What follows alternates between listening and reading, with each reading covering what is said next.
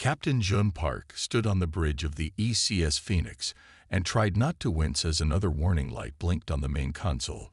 The ship was old, 70 years old to be exact, and it showed its age in every dented panel and patched corridor. "Captain, we've got another coolant leak in Engine 3, said engineer Hannah Kim through the intercom.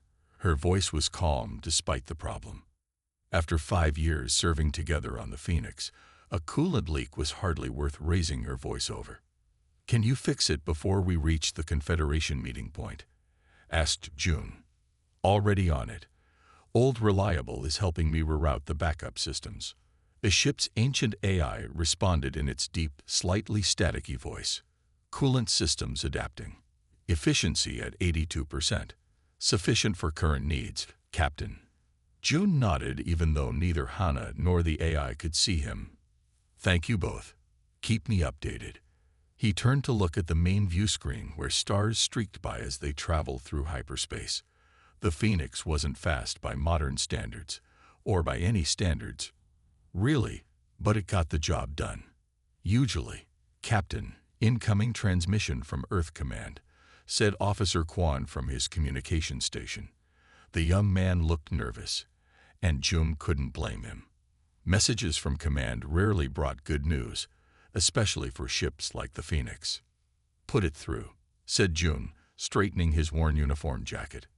The screen flickered, and Admiral Sung's stern face appeared. Her gray hair was pulled back in a tight bun, and her expression gave away nothing. "Captain Park," she said, nodding once. "Admiral, to what do we owe the pleasure?" "The Confederation has called for an emergency military exercise. All member species are required to send representatives to demonstrate readiness." June felt his stomach sink. "And Earth is sending the Phoenix. Earth is sending all available ships. Unfortunately, with the border expansion project, most of our modern fleet is deployed at the rim.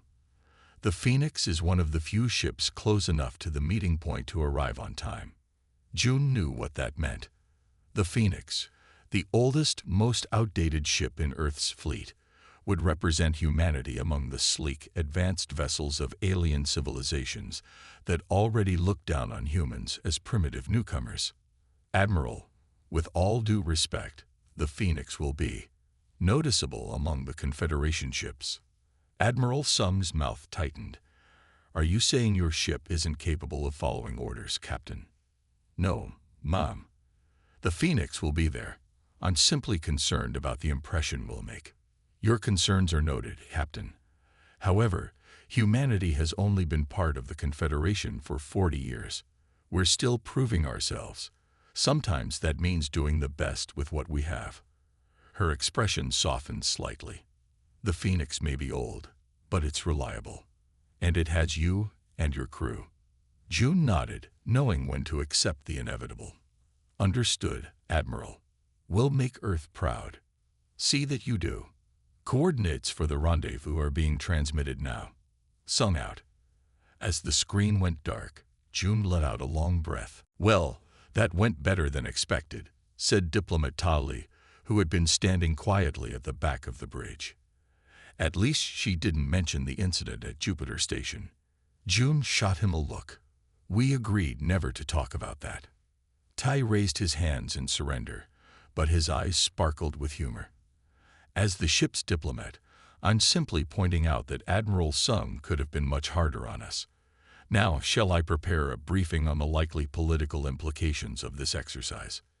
"Please do," said June, "and include suggestions for how to handle the inevitable mockery when the other species see our ship." "Already started, Captain," said Tai, holding up his tablet. "My recommendation is mostly to smile and nod while I do the talking." 3 days later, the Phoenix dropped out of hyperspace at the edge of the Arcturus system. The designated meeting place for the Confederation exercise was just beyond the orbit of the system's 4th planet, a gas giant with swirling purple clouds. And surrounding that planet was the most impressive collection of ships Jun had ever seen. "Oh no," whispered Kwan from his station.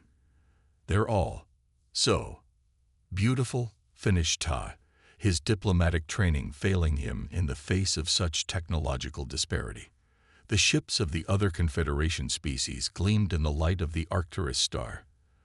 The vessels of the Tacurus were long and sleek, with glowing blue energy fields surrounding their hulls instead of physical shields. The Marillion ships looked like perfect silver spheres that somehow moved without any visible propulsion, and the Vextorian battle cruisers were massive, angular structures with weapon ports that pulsed with contained energy. Compared to them, the Phoenix looked like what it was, a patchwork of outdated technology, multiple retrofits, and emergency repairs that had become permanent over the decades. "We're being hailed," said Quan, his voice tight. "It's the Confederation command ship." "On screen," said Jun, squaring his shoulders. The image of a tall, thin alien appeared. Commander Yon of the Tacurus had blue-tinted skin and large, almond-shaped eyes that seemed to look through rather than at Jun. "Earth vessel," said Yon, not bothering to hide the disdain in his voice. "You appear to have made an error. This gathering is for current military vessels, not museum exhibits." Behind Yon, several other aliens of different species made sounds that the translation software identified as laughter. Jun felt his face grow hot, but before he could reply, Tai stepped forward. "Commander Yon, what a pleasure to see you again," said Tai smoothly. "The Phoenix is indeed Earth's representative for this exercise. As you know, humanity values practicality. Why build new when the old still serves its purpose?" Yon's large eyes blinked slowly. "A charming philosophy.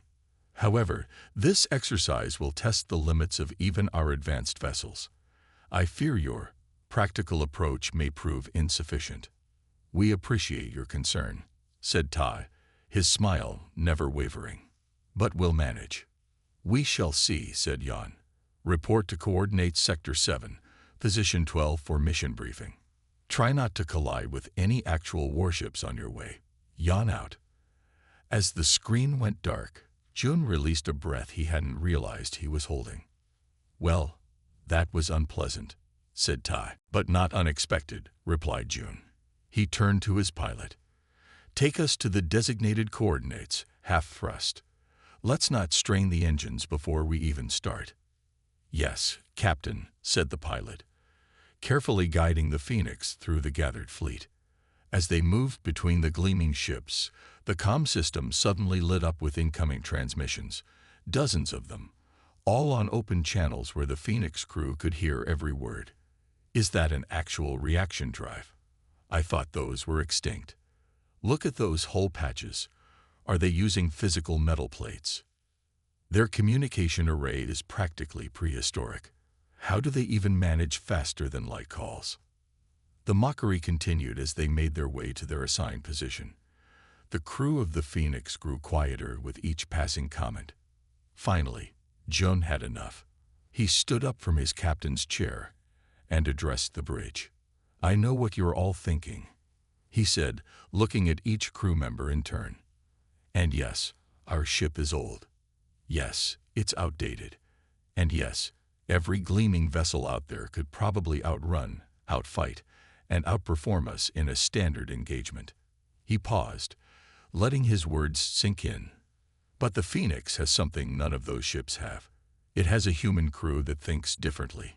It has Engineer Hannah, who can fix anything with almost nothing. It has our eye, Old Reliable, who has learned and adapted for decades longer than the AIs on those new ships. And it has all of us, who know that looking impressive isn't the same as being effective." The bridge crew straightened a little in their seats. "So let them laugh," continued Jun. "Let them mock our rusty ship. We're not here to win a beauty contest. We're here to represent Earth and show the Confederation that humanity belongs, not because we have the shiniest technology, but because we know how to use what we have better than anyone else." As he finished speaking, a new transmission came through. "All vessels," said a formal voice that the computer identified as belonging to the Confederation High Command, "prepare for mission briefing. Exercise parameters will commence in 1 standard hour." Jun sat back down in his captain's chair, a determined look on his face. "Well," said Tai quietly beside him, "at least things can't get any worse." At that moment, a warning light began blinking on the main console, and Hana's voice came through the intercom. "Captain, we might have a small problem with the main deflector shield. How soon do we need it to be working?"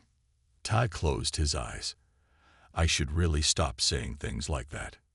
Jun couldn't help but smile despite the situation. "Notify me when the briefing begins," he told Quan. "I'm going to help Hana with the shields." As he walked off the bridge, Jun thought about the challenge ahead. The odds were against them. The other species were looking down on them, and their ship was falling apart. It was, he decided, just another day for the crew of the Phoenix. "All ships, begin exercise in 3, 2, 1. Commence." Captain Jun Park gripped the arms of his chair as the Phoenix lurched forward. The ship's engines groaned like an old man getting out of bed, but they held steady. "Main viewer on asteroid field," Jun ordered. The screen showed what they were up against, a vast field of spinning rocks with small metal objects attached to them. According to the briefing, these metal objects were automated defense systems, targets that each ship had to disable to prove their combat readiness. "This is impossible," muttered Quan from his station. "The briefing said we need to hit 50 targets in 30 minutes, while navigating through moving asteroids," added Ta, his diplomatic calm finally cracking. Jun watched as the other Confederation ships surged ahead. The sleek Tacurus vessels fired beams of blue energy that precisely hit the defense systems, disabling them with single shots. The Marillion spheres somehow projected force fields that crushed the targets without even touching the asteroids. "Old reliable," Jun said. "What are our options?" The AI's voice crackled through the speakers. "Standard targeting computers show 18% probability of completing mission parameters with current equipment." 18%. Ta shook his head. "We might as well turn around now." Jun frowned. "Hana, what do we have for weapons?" Engineer Hannah Kim's voice came over the comm. She had managed to fix the shields, but they were running at minimum power. "We've got 12 standard missiles, the point defense lasers, and those old mining charges from the Jupiter cleanup operation." "Mining charges?" Jun raised an eyebrow. "Why do we still have those?" "I never throw anything away that might be useful," Hannah replied. "They're not powerful, but they're designed to break up specific mineral compounds in asteroids." Jun thought for a moment. "Can we modify them to target the defense systems?" "Maybe, but they're not precise like energy weapons. They create a dispersal field that affects certain elements." "Load them," Jun decided. "We'll use what we have."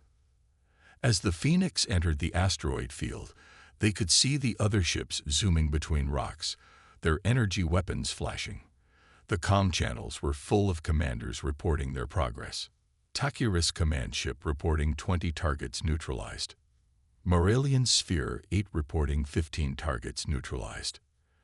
The Phoenix shuddered as a small asteroid brushed against their shields.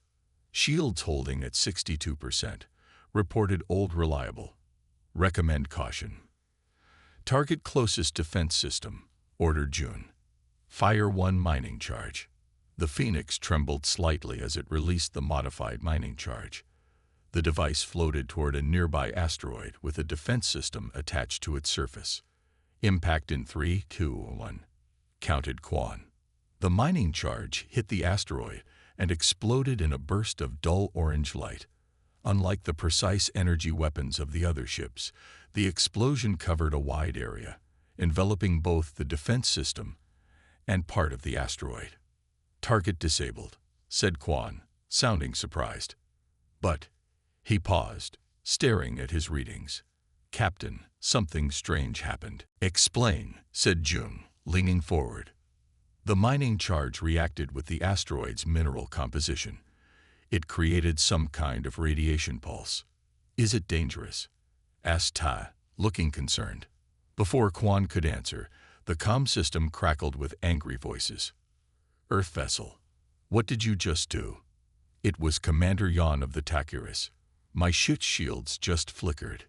June exchanged confused looks with his bridge crew. "We simply disabled a target, Commander." "With what?" demanded Jan. "That pulse temporarily affected our systems." Hannah's excited voice came through the internal comm. "Captain, I think I know what happened. The mining charges were designed to break down specific minerals in Jupiter's asteroid belt. When they reacted with the minerals in these asteroids, they created a quantum resonance wave. And this affected their shields?" asked June. "Yes. Their advanced energy shields operate on quantum principles. Our primitive technology accidentally created an interference pattern." A slow smile spread across June's face. "Can we replicate it?" "Absolutely," said Hannah. "I can modify the remaining charges to enhance this effect." "Do it," ordered June. "Old reliable, plot a course that takes us past the highest concentration of targets." "Course plotted, Captain," responded the AI. "Recommend firing sequence for maximum efficiency." The Phoenix lumbered deeper into the asteroid field. While other ships darted precisely between rocks, the Earth vessel moved more cautiously, but with purpose. "Fire modified mining charge," ordered June when they reached a cluster of targets. The charge exploded against an asteroid, creating a larger orange pulse than before. This time, the effect was more noticeable. 3 defense systems on nearby asteroids shut down completely, not just disabled but completely offline. 4 targets neutralized with one shot, exclaimed Quan. The comm system immediately lit up with confused and angry messages from other ships. "Earth vessel, cease fire immediately. Your weapons are interfering with our systems." "What primitive technology are you using? It's disrupting the exercise." June ignored them. "Continue on course. Fire when ready." The Phoenix moved through the asteroid field, releasing modified mining charges at strategic points. Each explosion created pulses that disabled multiple targets at once. More importantly, the pulses temporarily disrupted the shields and weapons of the advanced Confederation ships nearby. "Captain," said Ta, monitoring the communications, "the Confederation command is demanding we stop and explain our weapons." "Tell them we're simply using mining technology adapted for the exercise," said June calmly. No rules were broken. As they worked their way through the field, Hannah continued to refine the mining charges, making each pulse more effective than the last. "Captain, look at this," said Quan suddenly, pointing to his screen. The display showed a large asteroid with 5 defense systems clustered on its surface. It was near the center of the exercise area, and several Confederation ships were approaching it. "That must be the final challenge," said June. "Multiple targets in close proximity, testing precision targeting." "We're not precisely behind precise," Tai reminded him. June considered their options. "Hannah, what if we concentrate all remaining charges on that single asteroid? Would the reaction be stronger?" "In theory, yes," said Hannah over the comm. "But I can't predict exactly what would happen. The quantum resonance might cascade." "Let's find out," decided June. "Old reliable, take us close." The Phoenix lumbered toward the central asteroid, drawing curious and mocking comments from the other ships. "Look at the Earth ship. They think they can handle the final challenge. Their primitive weapons can barely hit 1 target, let alone 5 in close proximity." Commander Jan's vessel moved to intercept them. "Earth vessel, turn back. This section requires precision you clearly lack." "With respect, Commander," replied June. "We'll continue as planned." The Phoenix positioned itself near the large asteroid. The 5 defense systems gleamed on its surface, waiting. "Load all remaining mining charges into a single package," ordered June. "Captain, that's 6 charges," said Hannah, her voice concerned. "The combined reaction could be unpredictable." "That's what I'm counting on," said June. "Fire when ready." The Phoenix released the package of combined mining charges. It floated toward the asteroid with deliberate slowness, nothing like the lightning-fast energy weapons of the other ships. "Impact in 5, 4, 3, 2, 1, counted Quan. The charges hit the asteroid, and for a moment, nothing happened. Then a bright orange glow spread across the asteroid's surface. The light pulsed once, twice, and then erupted into a brilliant flash that temporarily blinded the view screen. When the light faded, the asteroid was still there, but all 5 defense systems were completely dark. Not just disabled, but dead. More surprisingly, every defense system in a wide radius around the asteroid had also gone silent. And the nearby Confederation ships were drifting, their systems temporarily offline. "What just happened?" asked Ta, staring at the screen. Hana's voice was filled with excitement. The quantum resonance cascade. It created a massive disruption field that affected all similar frequencies.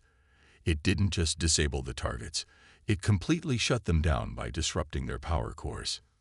"Captain," said Old Reliable, "exercise parameters complete. All 50 targets neutralized."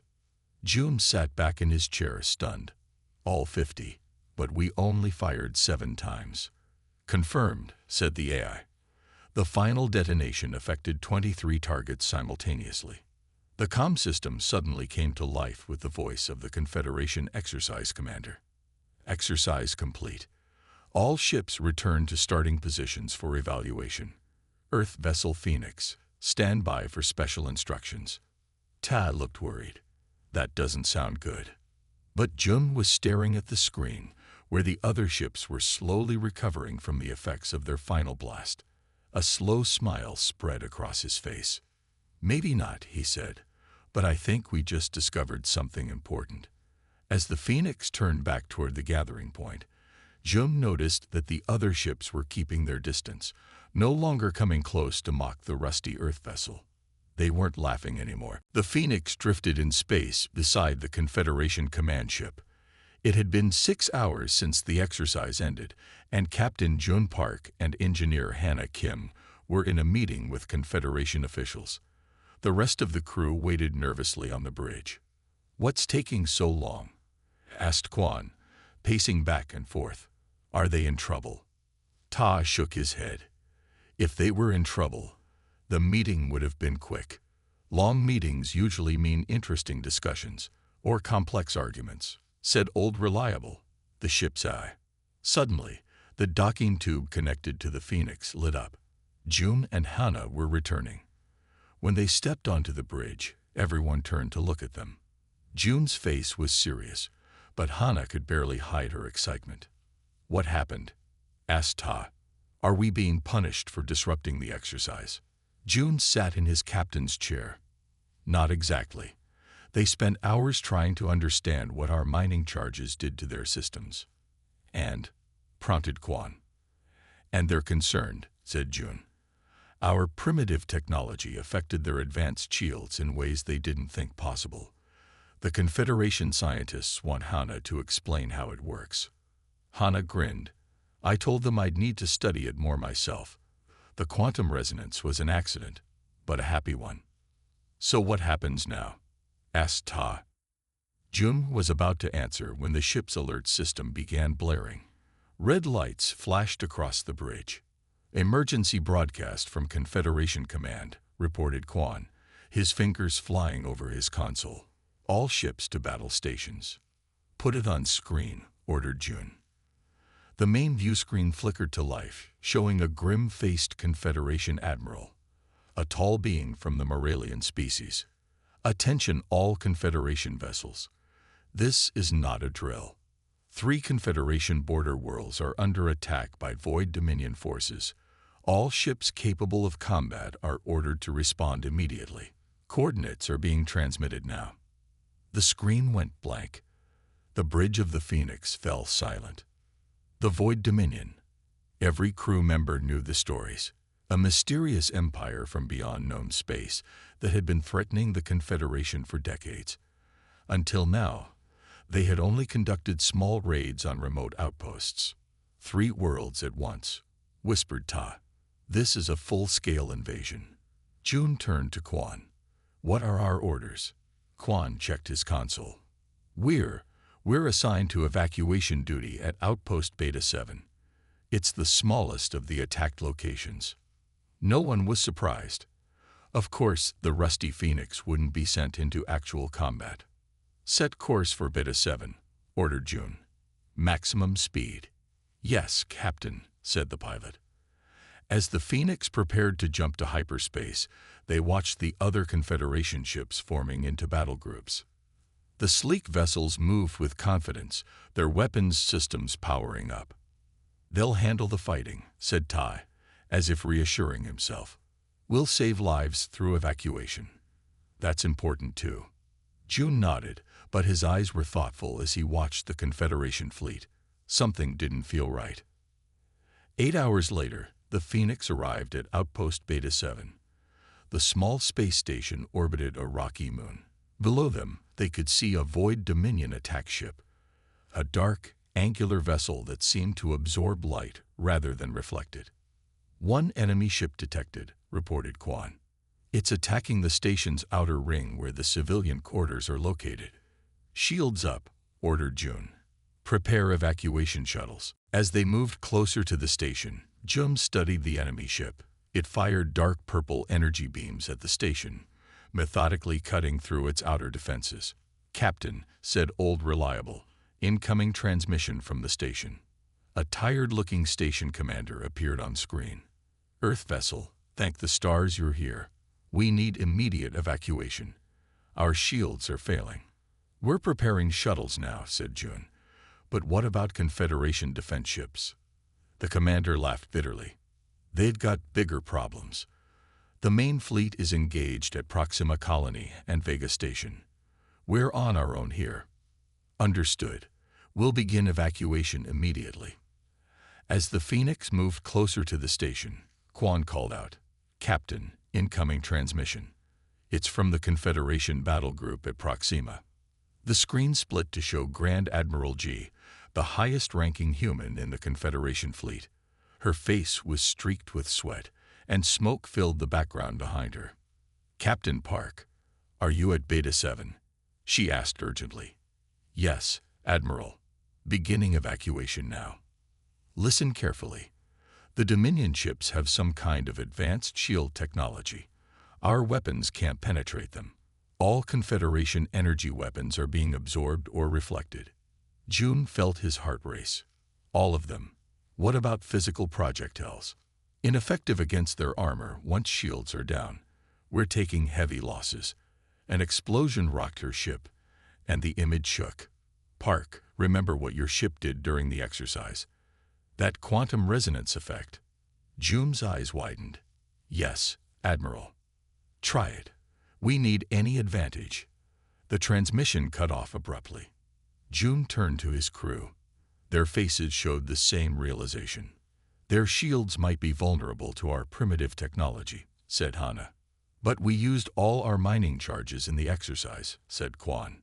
June thought quickly. "Hana, can you replicate the effect with our standard missiles?" Hana bit her lip. "Maybe. If I modify our missiles to create a similar quantum signature, and we target them at the right mineral compositions." "The moon below us," said Old Reliable. "Scans show high concentrations of the same minerals present in the exercise asteroids." "That's it," said Hana. "If we detonate our missiles against the moon's surface at the right spot, we could create an even larger resonance field than during the exercise." June stood up. "Ty, contact the station. Tell them to hold tight and prepare for evacuation, but we need to try something first." Ta nodded and moved to his console. "Quan, open a channel to all Confederation ships fighting the Dominion. Tell them what we're attempting." "What exactly are we attempting, Captain?" asked Quan. June's eyes were fixed on the enemy ship. "We're going to see if our rusty old Phoenix can do what the advanced Confederation ships can't." The Phoenix moved into position between the space station and the moon. The Void Dominion ship noticed them and turned its attention away from the station. "Enemy vessel approaching," reported Quan. "They're scanning us. They probably think we're no threat," said Ta. "Let's prove them wrong," said June. "Hana, status on the missiles." "I've modified 4 missiles with quantum resonators," said Hana through the comm. "They're not as good as the mining charges, but they should create a similar effect when they hit the right spot on the moon." "Load them," ordered June. The Dominion ship fired a warning shot across their bow. The dark purple energy beam passed close enough to make the Phoenix's shields flicker.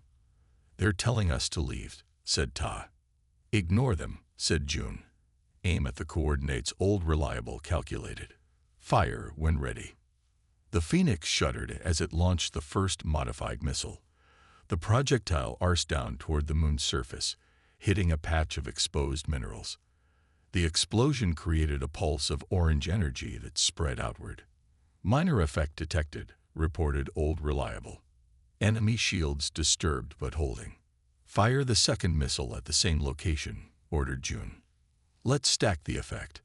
The second missile hit the same spot. This time, the orange pulse was stronger, rippling out toward the Dominion ship. "Enemy shields fluctuating," called out Quan. "They're turning to attack us directly." The Dominion ship fired its main weapon at the Phoenix. The purple beam struck their shields head-on. "Shields down to 40%, reported Old Reliable. "Critical damage to outer hull." "Fire the third missile," ordered Jun, gripping his chair as the ship shook. The third missile struck the moon, and the orange pulse grew stronger still. This time, when it reached the Dominion ship, their dark shields visibly flickered. "It's working," shouted Hannah through the comm. "One more should do it." The Dominion ship fired again, this time hitting one of the Phoenix's engine sections. "Engine 3 offline," reported Old Reliable. "Shields at 15%. "Fire the last missile," said June calmly. The Phoenix's final missile launched toward the moon. The Dominion ship tried to intercept it with its weapons, but missed. The missile hit the same spot on the moon, and this time the orange pulse was blindingly bright. When it reached the Dominion ship, the dark shields didn't just flicker, they collapsed completely. "Enemy shields down," called Quan. "Station commander," Jones said quickly. "Do you have any weapons?" "2 defense turrets," replied the commander. "But they couldn't penetrate their shields before." "Try them now," said June. The space station's defense turrets fired simple projectile rounds at the now unshielded Dominion ship. Without their special shields, the enemy vessel's armor couldn't withstand the barrage. Explosions bloomed across its surface.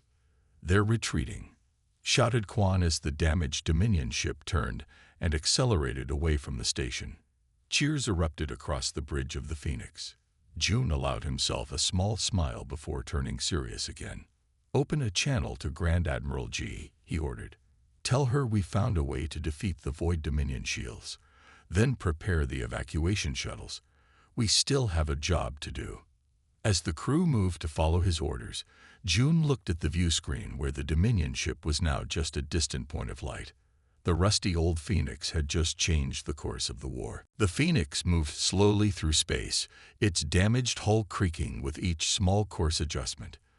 Captain Jun Park stood on the bridge, watching the stars through the view screen. Around him, his crew worked quietly, their faces showing a mix of exhaustion and pride.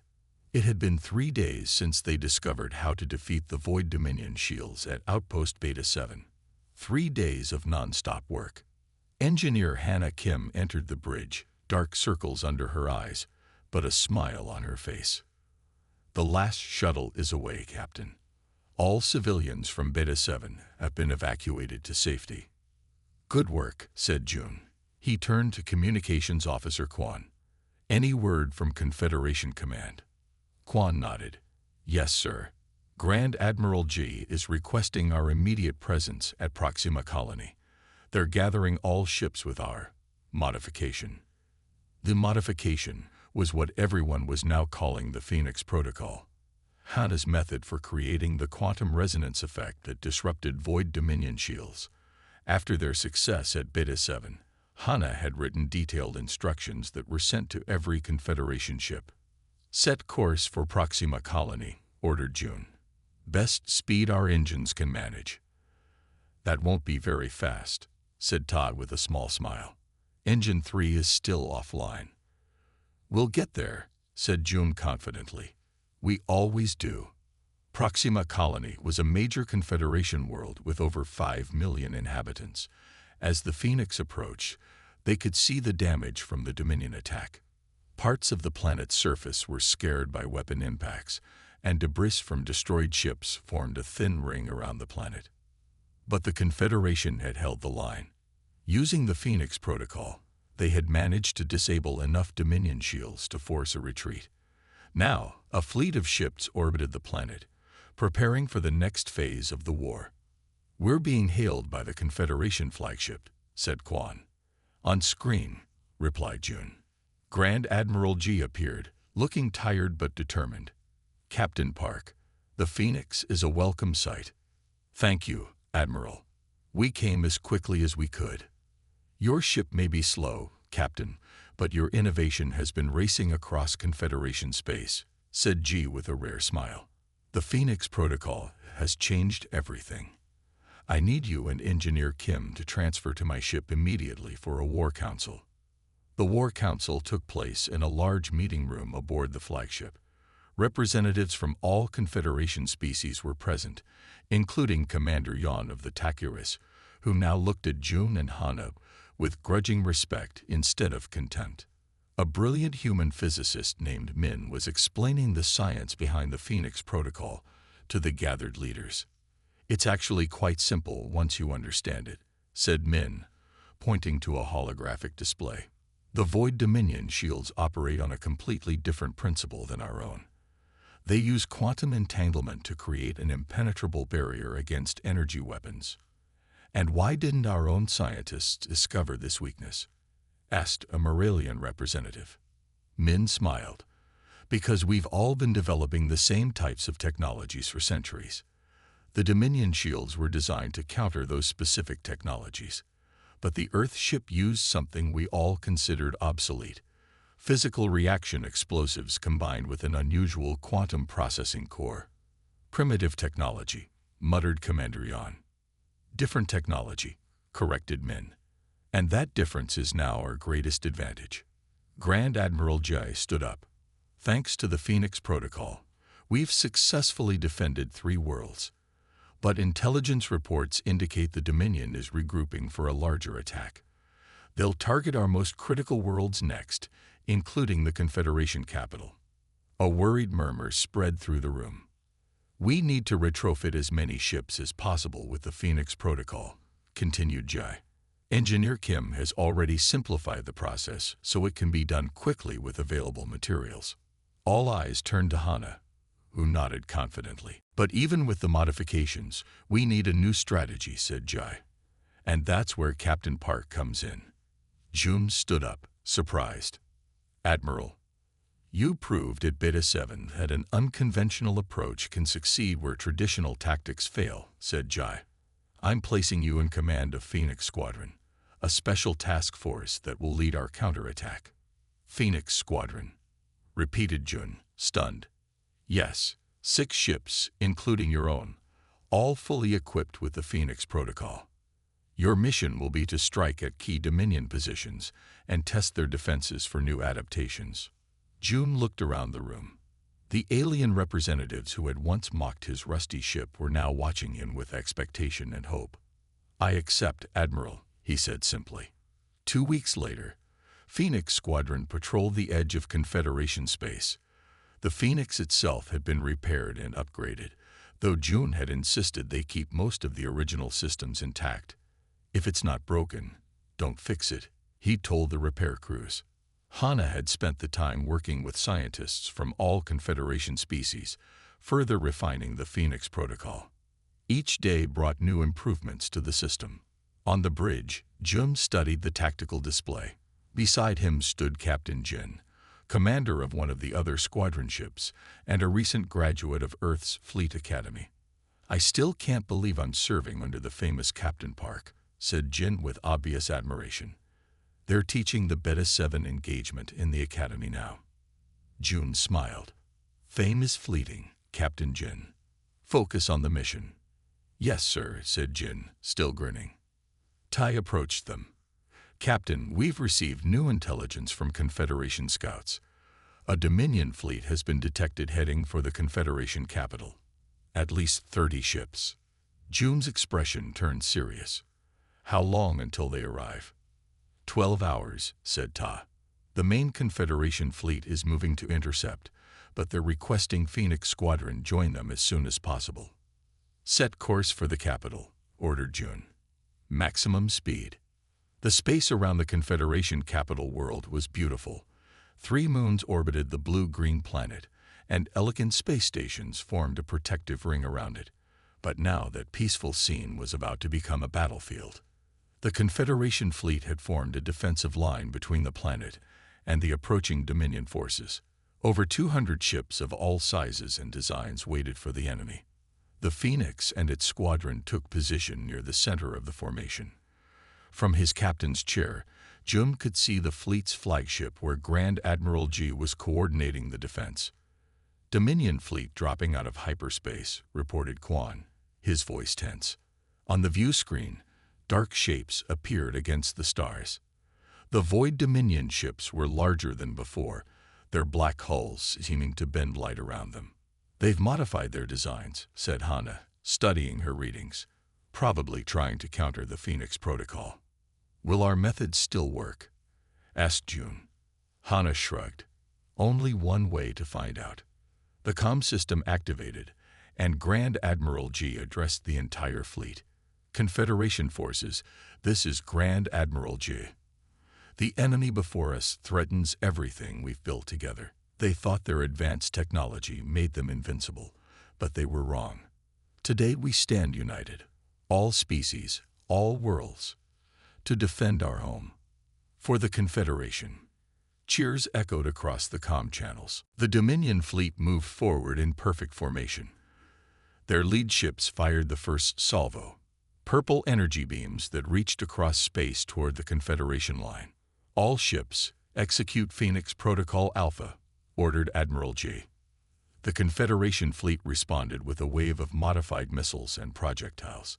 The weapons detonated at calculated points in space, creating a cascading field of orange energy that washed over the approaching Dominion ships.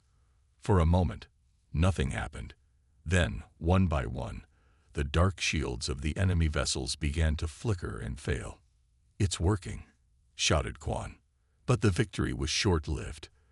The largest Dominion ship, a massive dreadnought at the center of their formation, seemed unaffected by the resonance field. Its shields remained intact as it continued forward, firing devastating weapon salvos at the Confederation line. They've adapted their flagship shields, said Hana grimly. The standard protocol isn't strong enough. June watched as 3 Confederation ships exploded under the dreadnought's attack. If they couldn't stop it, the capital would be next. Hana, said June quietly, what if we tried what we did at Beta 7? Use the moons to amplify the resonance. Hana's eyes widened. That might work, but we'd need to get much closer to the dreadnought. Dangerously close. June nodded. Phoenix Squadron, form up on me. We're going to make a run at the dreadnought. The 6 ships of Phoenix Squadron broke from the main fleet, accelerating toward the enemy flagship. Around them, the battle raged as Confederation and Dominion ships exchanged fire. Captain, said Old Reliable, I have calculated the optimal detonation points around the nearest moon to create maximum resonance. Send the coordinates to all squadron ships, ordered June. Prepare all remaining modified missiles. The Phoenix led the squadron in a tight formation, weaving between battling ships. The massive Dominion dreadnought grew larger on their view screen. They've noticed us, warned Ta. They're turning their weapons in our direction. The dreadnought fired at Phoenix Squadron. One of the trailing ships took a direct hit and exploded in a ball of fire. Keep going, said Jun grimly. We only get one shot at this. The 5 remaining ships continued their approach, taking fire but pressing forward. When they reached the calculated position near one of the capital's moons, Jun gave the order. All ships fire missiles at the designated coordinates. Full spread. Phoenix Squadron launched every missile they had, targeting specific points on the moon's surface. The projectiles hit in sequence, creating overlapping resonance fields that grew in intensity with each impact. The orange energy wave expanded outward far stronger than anything they'd created before. When it reached the Dominion dreadnought, the massive ship shields didn't just flicker. They collapsed completely in a spectacular flash of dark energy. All Confederation ships called June over the open channel. The dreadnought is vulnerable. Attack now. The Confederation fleet responded immediately, concentrating all firepower on the exposed dreadnought. Without its special shields, the massive ship couldn't withstand the combined assault. Explosions bloomed across its hull as systems failed and decks decompressed. With a final, catastrophic reactor breach, the Dominion flagship broke apart. Seeing their command ship destroyed, the remaining enemy vessels began to retreat, jumping to hyperspace one after another. On the bridge of the Phoenix, tired but triumphant cheers broke out. The rusty old ship that had once been mocked by the entire Confederation had just helped save its capital. June sat quietly in his captain's chair, a small smile on his face. He thought about how far they had come, from being laughed at to becoming heroes. The comm system activated, and Grand Admiral G's face appeared on screen. Behind her, the Confederation Leadership Council stood at attention. "Captain Park," she said formally, "on behalf of the Confederation, I thank you and your crew. What began as a rusty ship has become the salvation of us all." June nodded respectfully. The Phoenix was always more than its appearance. "Admiral, sometimes the oldest tools are the best ones for the job." As the transmission ended, June looked around at his proud crew. Their ship might be patched together and outdated, but it had proven something important.